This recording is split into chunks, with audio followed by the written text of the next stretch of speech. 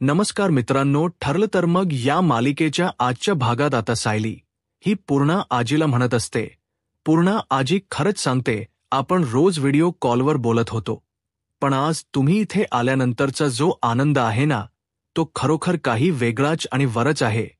त्याबरोबर पूर्णा आजी ही सायलीला म्हणत असते, ग जेव्हा मला कळालं की नाही की तुझे आई बाबा तुला परत मिळाले, तेव्हा तुझ्या चेहऱ्यावरचा तो आनंद पाहण्यासाठी तर मी इथे धावत आलीये त्यावर.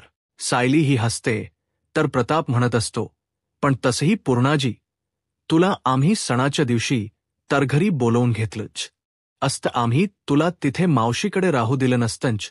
त्याबरोबर आता इथे लगेचच सायलीचे खोटे आईवडील नाटक करायला लागतात.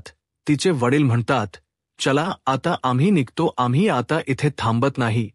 त्याबरोबर पूर्णा आजी म्हणतात, अहो असं काय करताय, तुम्हाला तुमची चूक मान्य आहे ना, मग काय गरज आहे आता जाण्याची, जी नका जाऊ तुम्ही. त्याबरोबर आता लगेच कल्पना सुद्धा म्हणायला लागते, हे बघा भाऊजी, तुम्ही जे काही केलं ते तुम्हाला गरज होती म्हणून, मग आता उगाचच्या उगाच तुम्ही फार विचार नका करू त्या गोष्टींचा. त्याबरोबर आता सायलीचे वडील म्हणायला लागतात की खरं तर हा तुम्हा सगळ्यांचा मोठेपणा की तुम्ही आम्हाला एवढ्या मोठ्या मनाने माफ केलंत, पण मी इथे आता नाही राहू शकत. त्याबरोबर प्रताप हा लगेचच त्याला म्हणायला लागतो की अहो पण आम्ही तुम्हाला घर सोडून जा असं म्हणतच नाही आहोत, तुम्हाला का जायचंय, तुम्ही नका जाऊ. त्याबरोबर लगेचच इकडे सायलीची खोटी आई म्हणायला लागते की अहो असं कसं करता तुम्ही, आम्ही चुकलो ना भाऊजी, मग आम्हा थांबायला आता लाजच वाटणार नाही. त्याबरोबर आता अर्जुनला मात्र त्या दोघांवरती जरा डाऊट येत असतो. अर्जुन मनातल्या मनात म्हणत असतो की नाही, सायलीला कितीही गरज असली तरी सुद्धा सायलीने हे असं पाऊल कधीच उचललं नसतं. सायली असं कधीच नाही वागू शकत, हे काहीतरी वेगवेगळं वागतायत, सायलीमध्ये असा गुण नाहीये. त्याबरोबर आता लगेचच इकडे सायली ही त्या दोघांनाही म्हणायला लागते, आई बाबा हे बघा, तुम्ही दोघेही चुकलाय, मला मान्य आहे आणि तुम्हाला सुद्धा तुमची चूक मान्य आहे. मग आता तुम्ही उगाचच्या उगाच निघून जायची खरोखर काही सुद्धा गरज नाहीये, आणि तसंही आता तुम्ही पुन्हा असं वागणार नाही. असं झालंय की नाही, मग तुम्हाला पुन्हा गरज असेल तर तुम्ही हक्काने सांगा, हे नक की मदत करतील तुमची, हो ना.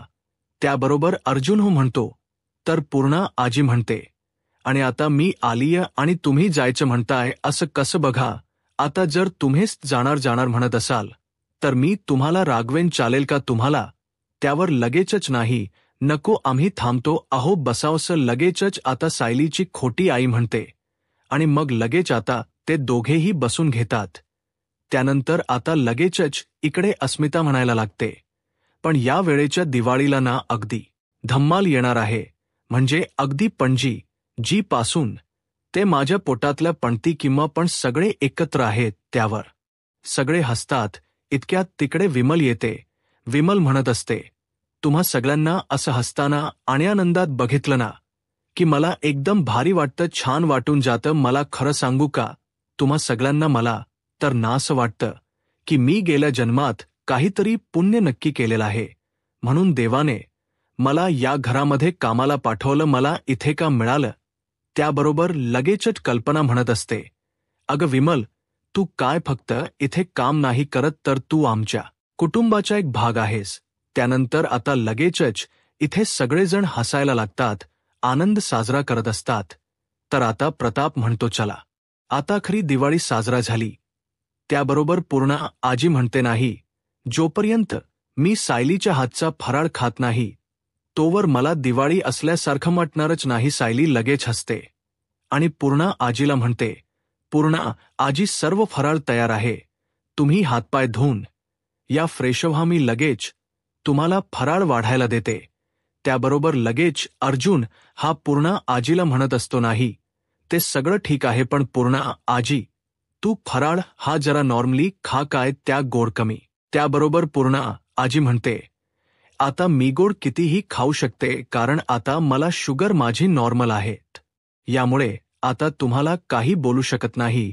ऑब्जेक्शन ओव्हररूट समजलं त्याबरोबर आता लगेचच सगळेजण हसायला लागतात, कारण आजीने अर्जुनला अगदी कोर्टात जज सांगतो तसं सांगितलेलं असतं. तर आता दुसरीकडे आता इकडे अश्विन खूप चिडलेला असतो. तो म्हणत असतो, एवढे कसे हे आंधळ्यासारखे विश्वास ठेवू शकतात? त्या सायलीच्या आई वडिलांवर ते एवढे खोटारडे असूनही. त्याबरोबर प्रिया म्हणते, आता मी असं काहीतरी करेन ना की ते स्वतःहूनच आपलं घर सोडून जातील. बघस तू नाही जर त्यांना अद्दल घडवली तर मी सुद्धा नाव नाही सांगणार.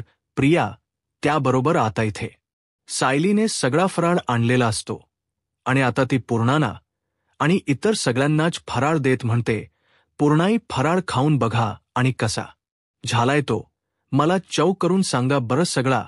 त्याबरोबर पूर्णाजी लाडू खातात आणि म्हणतात, वाह वाह, काय मस्त लाडू गेलास तोंडात घातला की अगदी विरघळतोय, अगदी मस्त छान.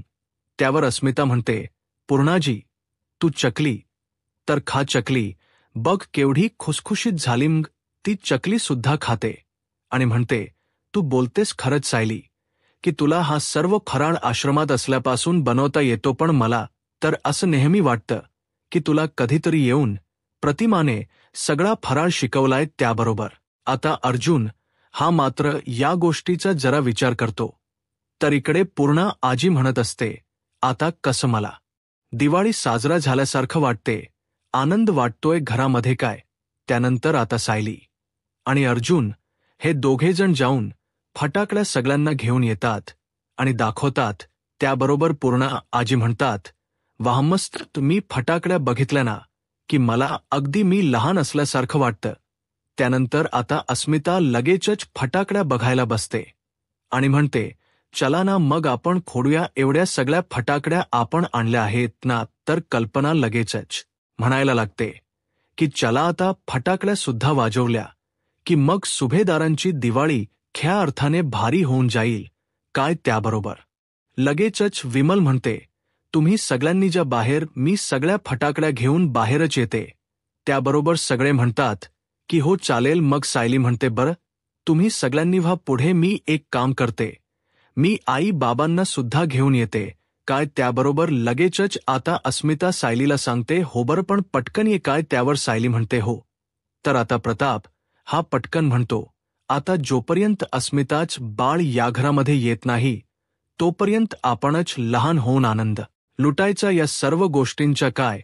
त्याबरोबर सगळेजण हसायला लागतात आणि त्यानंतर मग पूर्णा आजी, प्रताप, कल्पना, अर्जुन, अस्मिता हे सगळेजण बाहेर जातात. तर त्यांच्या मागोमाग आता लगेचच विमल सगळ्या फटाकड्या घेऊन बाहेर जाते. तर सायली ही आता तिच्या खोट्या आई वडिलांच्या खोलीच्या दिशेने चालायला लागलेली असते. तर इथे आता ते दोघंजण चर्चा करत असतात. बाबा म्हणत असतात की आज जे घडलं ते घडायला नको होतं. आता आपण फार काळ या घरात नाहीच थांबू शकत, आपल्याला लवकरात लवकर मोठा डल्ला मारावा लागेल आणि इकडनं सटकाव सुद्धा लागेल नाही. म्हणजे आज जे घडलं ते पुन्हा घडायला नको ना. म्हणून म्हणतोय मी, खरंतर आज आपण थोडक्यात वाचलोय पुन्हा असं होईल हे शक्य नाही ना. म्हणून तर दिवाळीत संधी मिळाली तर दिवाळीत, नाही तर दिवाळीच्या नंतर पण लवकरच आपल्याला मोठा हात मारावा लागेल. त्यावर लगेचच त्याची बायको त्याला म्हणत असते की हो ना, खरंच एक हात आपण मारूया आणि कायमचे पसार होऊन जाऊयात. त्याबरोबर आता त्या ठिकाणी सायली आलेली असते आणि आता सायली म्हणत असते, तुम्ही दोघं. त्याबरोबर आता इकडे हे दोघं घाबरलेले असतात. त्यांना वाटतं सायलीने आमचं बोलणं ऐकलं की काय. तर सायली म्हणते, इथे काय करताय, सगळे बाहेर गप्पा मारत बसलेत, तुम्ही सुद्धा बसा ना सगळ्यांमध्ये. बाहेर आई बाबा चला ना बाहेर. त्याबरोबर लगेचच आता तिचा खोटा बाप नाटक करतो आणि म्हणायला लागतो, नाही सायली, मला आता बाहेर येण्याचं मनच उरलेलं नाहीये. अगं मी जे केले त्यामुळे आता आम्ही तुझ्या सासरकडच्यांना तोंड नाही ग दाखवू शकत बाळा. त्यामुळे आम्ही नाही येत, आम्ही आपले खोलीत इथेच बरे आहोत. त्यावर सायली म्हणत असते, असं काय करताय तुम्ही, मी सांगितलं ना तुम्हाला माझ्या सासरची मंडळी खूप चांगली आहे, खूप चांगली. त्यांनी तुम्हाला माफ केलं सुद्धा. मग तुम्ही या गोष्टीचा का विचार करताय, आता विसरून जाते सगळं आणि चला माझ्याबरोबर बरोबर लवकर. चला चला असं म्हणत ती त्या दोघांना हाताला धरते आणि खेचत खेचत बाहेर घेऊन येते. आता संपूर्ण सुभेदार कुटुंबीय हे छान पद्धतीने दिवाळी साजरा करत असतात.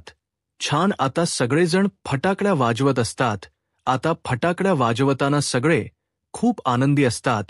अगदी छान मनसोक्त मजा करत असतात. पण हे सगळं होत असताना सुद्धा अर्जुन मात्र आनंदी नसतो. अर्जुनच्या मनात सत राहून राहून त्यांनी चोरी केलेला प्रसंग येत असतो आणि मग त्याला आठवत असतं की पूर्णाजी सायलीला म्हणाली की तुला सगळा फराळ अगदी प्रतिमाने शिकवल्यासारखा वाटतो, पण सायलीला तर कधी प्रतिमाने फराळ सुद्धा शिकवलेला नाहीये. काहीतरी गडबड आहे. मला सोक्षमोक्ष लावावा लागेलच असा विचार आता अर्जुन करत असतो. अर्जुनला पुन्हा पुन्हा तोच प्रसंग आठवत असतो. सायलीच्या आईने सांगितलं, आम्हाला गरज होती पैशांची, खूप निकट असल्यामुळे आम्ही हे पाऊल उचललं. आम्हाला सुद्धा हे सगळं करायचं नव्हतं, पण आमच्याकडे खरोखर पर्याय नव्हता. अर्जुन विचार करत असतो सायलीवरती. कितीही वाईट वेळ आली ना तरी सायली असं वागू शकत नाही. तर आता अर्जुन सायली समोर तो आनंदी आहे असंच दाखवत असतो, जेणेकरून सायलीला संशय येऊ नये. त्यानंतर आता इथे सगळेजण नाश्ता करायला बसलेले असतात. तर विमल ही पूर्णा आजीना सांगत असते, पूर्णा आई, तुम्ही जसं सांगितलं होतात ना, मी अगदी तशीच लक्ष्मी पूजनाची सगळी तयारी करून ठेवलेली आहे. हा तुम्ही म्हटलाय अगदी तसंच सगळं व्यवस्थित सजवलंय. त्याबरोबर पूर्णाजी जी म्हणतात, उत्तम गुड. बरं अर्जुन, तू आणि तुझी बायको तुम्हा दोघांना आज बसायचं आहे पूजेला, त्यामुळे सगळी पूजेची तयारी व्यवस्थित झाली आहे. तर तू सुद्धा वेळेवरती हजर होशील काय? वेळेवर नाही तर एखाद्या कामाच कारण काढशील आणि नंतरन मग यायला जमत नाहीये म्हणशील काय? त्याबरोबर अर्जुन म्हणतो, नाही पूर्णाजी, आज नो काम ओन्ली आराम काय? त्याबरोबर लगेचच आता अस्मिता हे बघून आनंदी होते की आज अर्जुन सुद्धा घरीच राहणार. तसा लगेचच पूर्णा आजीचा चेहरा सुद्धा आनंदी होतो. पूर्णा आजी म्हणते, बर उत्तम, तर मी माझ्या नातसुनेसाठी एक हार सुद्धा बनवून घेतलेला आहे घरच्या लक्ष्मीसाठी. त्याबरोबर सायली म्हणते, अहो पूर्णाजी, या सर्व गोष्टींची काय गरज होती? आणि तसंही तुम्हाला माहिती आहे ना, मला सोन्याच्या वस्तू का वापरायला आवडत नाही फारशा. त्याबरोबर पूर्णा आजी म्हणत असतात, अगं हे तुझ्यासाठी नाही, माझ्या नातसुनेसाठी आहे. आणि खरंच सांगू का सायली, हा आजच्या तुझा मान आहे. घरच्या लक्ष्मीला आजच्या दिवशी सोनं द्यायचं म्हणून आजच्या दिवशी तुझ्यासाठी मी सोन्याचा नेकलेस करून घेतलाय. सुनेला तिचा मान द्यायला नको का? त्याबरोबर आता मग मात्र अश्विन चिडतो आणि अश्विन म्हणायला लागतो, पूर्णाजी तू अगदी सोयीस्कर पद्धतीने विसरतेस, तुला 2 नातसुना आहेत ते. त्याबरोबर लगेचच आता इथे प्रिया ही अश्विनला म्हणायला लागते, अश्विन अरे असू देत ना, तसही मला सोन्याचा मोह नाहीच आहे. काय फरक पडतो? मला काही वाटत नाहीये. तू कावगाच वाद घालत बसतोयस. त्यावर अश्विन म्हणत असतो, नाही तन्वी, अगं तुला मोह नाहीये हे मला मान्य आहे, पण हा मान आहे, मान तुलाही मिळायलाच हवा ना.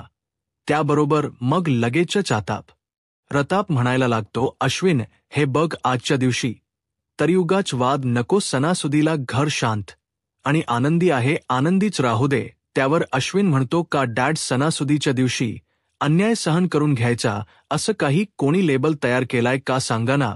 तन्वीला नाही म्हणून तुम्ही लोक या सगळ्यामध्ये सहभागी करून घेत का? ती सुद्धा या घरची नातसून आहेच की ती सुद्धा या घरची सून आहेच की? त्याबरोबर प्रिया म्हणायला लागते, असू देत रे अश्विन, लग्न करून आलेले 4 दिवस सगळेजण माझ्याशी काय ते चांगले वागले, नंतर पुन्हा सायलीने सगळ्यांना माझ्या विरोधात भडकवलंच की सगळे सायलीच्या तालावर नाचायला लागले. त्याबरोबर लगेच आता कल्पना म्हणायला लागते, तन्वी, आम्ही कोणीही सायलीच ऐकून काहीही केलेलं नाहीये. तुझं खरं वागणं, तुझा खोटारडेपणा जेव्हा आमच्या समोर आला ना, तेव्हा आम्ही तुझ्याशी वाईट वागलो.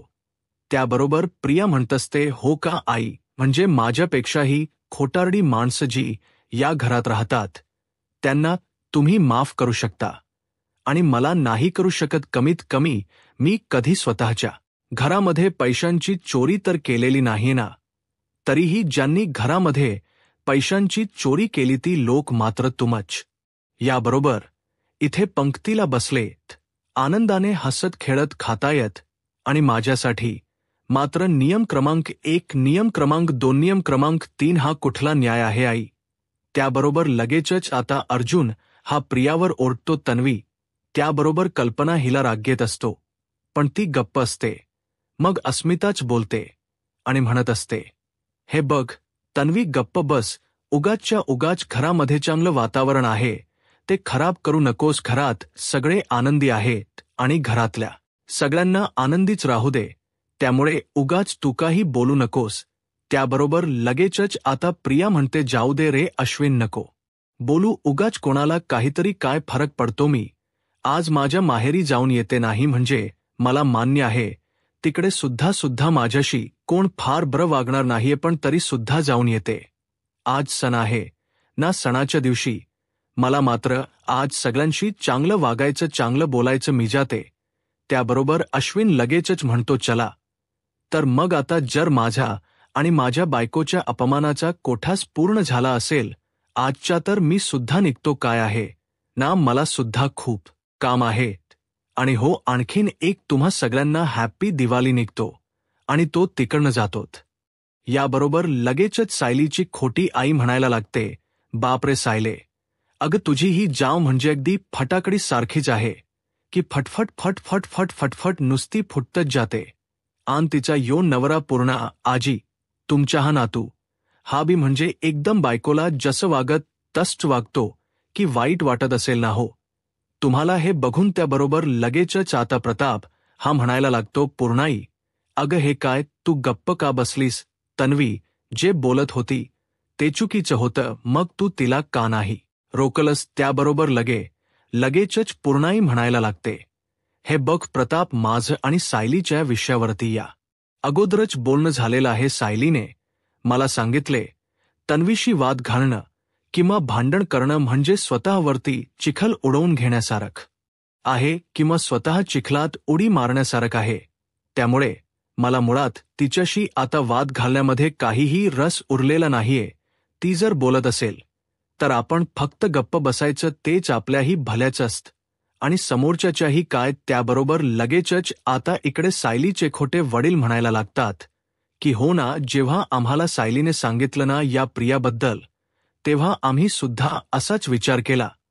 तर आता लगेच अर्जुन म्हणतो, बरं चला तुम्ही सगळेजण ब्रेकफास्ट करा, छान गप्पा मारा, मी आलो, माझं जरा काम आहे, काम संपवतो. आणि मग अर्जुन तिकडनं जात असतो. तर लगेचच अस्मिता म्हणते, अरे पण म्हणाला होतास ना आज नोवर्क म्हणून.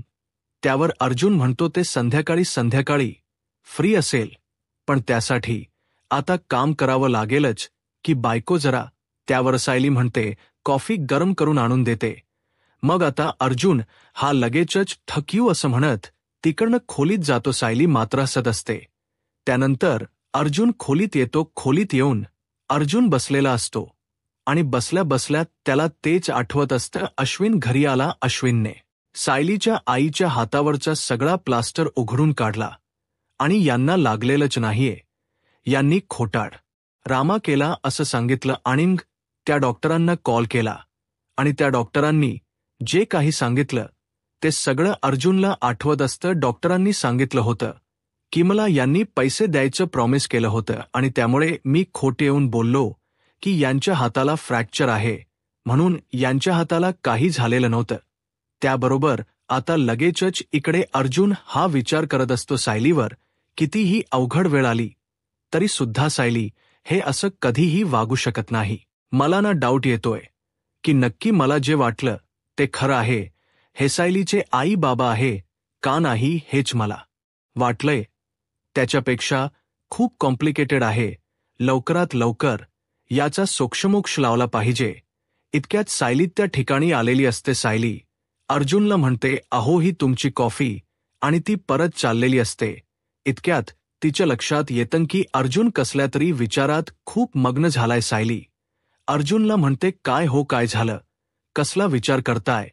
तुम्ही इतका काही झालंय का? त्यावर अर्जुन सांगत असतो, सायली, एक केस आहे, ती खूप कॉम्प्लिकेटेड आहे, ती लवकर सुटायला हवी. तिच्याबद्दलचे जे काही पुरावे आहेत ते लवकरात लवकर मला सापडायला हवे.